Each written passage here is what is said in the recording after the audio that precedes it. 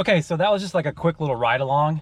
Like the title of this video, I wanted to kind of do a review of the GT40P heads. They're kind of I don't know, they go around the internet, you know, people asking about them and saying they're going to use them, and then a lot of people tell them not to because they're a pain in the butt, you know, to find headers for and all that, and which is true. I just changed the spark plugs today, and I can tell you it's a pain in the butt.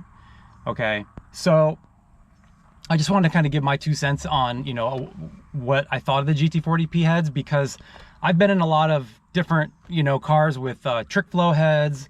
I've been in, you know, with really fast cars, and so I kind of know, you know, what it feels like to, you know, what a stock one feels like versus something that's been, you know, worked on. So I know a lot of people that watch my channel already know what the combination is, but I'll go through it real quick just so anybody coming, you know, to this channel just to know what the GT40P heads are about will know.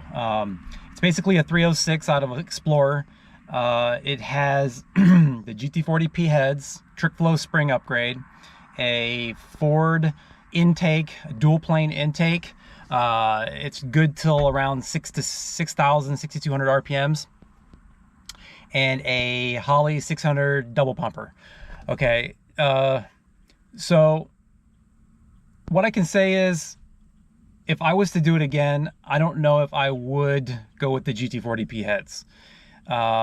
They are quite a bit of a hassle to deal with, and, you know, I had to really massage the headers in order to get the spark plugs to work right. You got to, you know, make some custom spark plug boots. Nobody really sells anything off the shelf that's gonna work for the P heads. Okay, so that being said, it actually runs really well. I'm very surprised. I don't know if you could tell in the video or not, but I mean, it breaks loose first and second gear almost the whole way, all the way up to rev limiter. So you know, I don't know if you watched my last video, but I was still tweaking on the tune a little bit, and I've got it really good right now.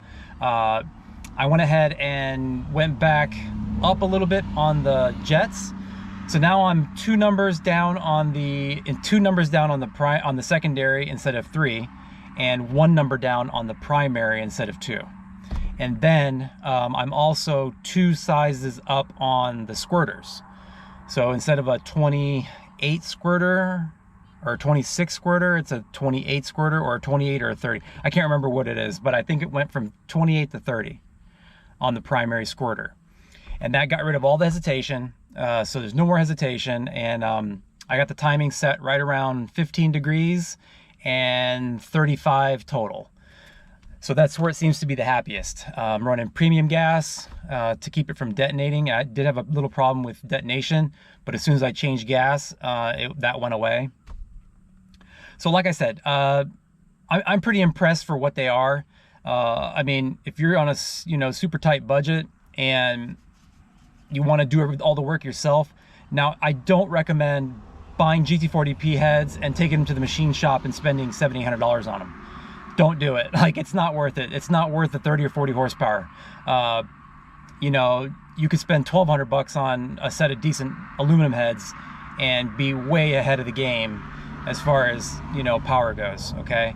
But if you're on a tight budget and you want to do the little valve job, you know, like I showed you guys in about 4 or 5 videos ago, do the little valve job yourself. Buy the trick flow springs. They're like 180 bucks.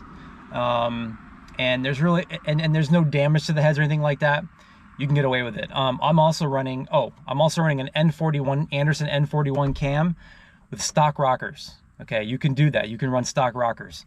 I had to get a little bit longer push rod, but in order to get the geometry right, and I ended up shimming the rockers too. But not that really means anything as far as, you know, how the heads perform.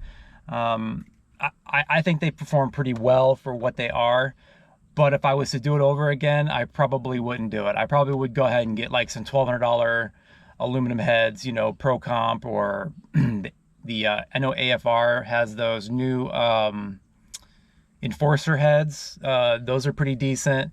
I know they're Chinese, but, you know, it's still, they're pretty decent. They're going to be better than GT40P heads, and you don't have to wrestle spark plugs every time you want to change them.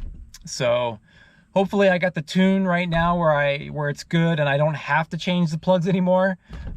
So, you know, I don't plan on doing anything other than driving this on the street. I don't plan on putting nitrous on it at the moment. I may in the future maybe get a plate for it. But like I said, I just want to do a little review on the GT40P heads. A lot of people bag on them, and you know, a lot of people dog them down and, you know, say they're no good and all this.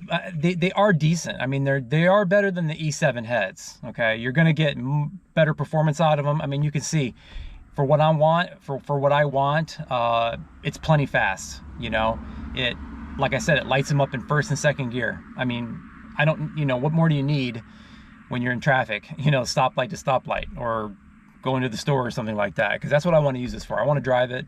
I'm still going to put AC on it. I still have to do that and a few other things. But yeah, and we're going to do like a little rear seat delete. I got to get that done. I'm going to make one myself.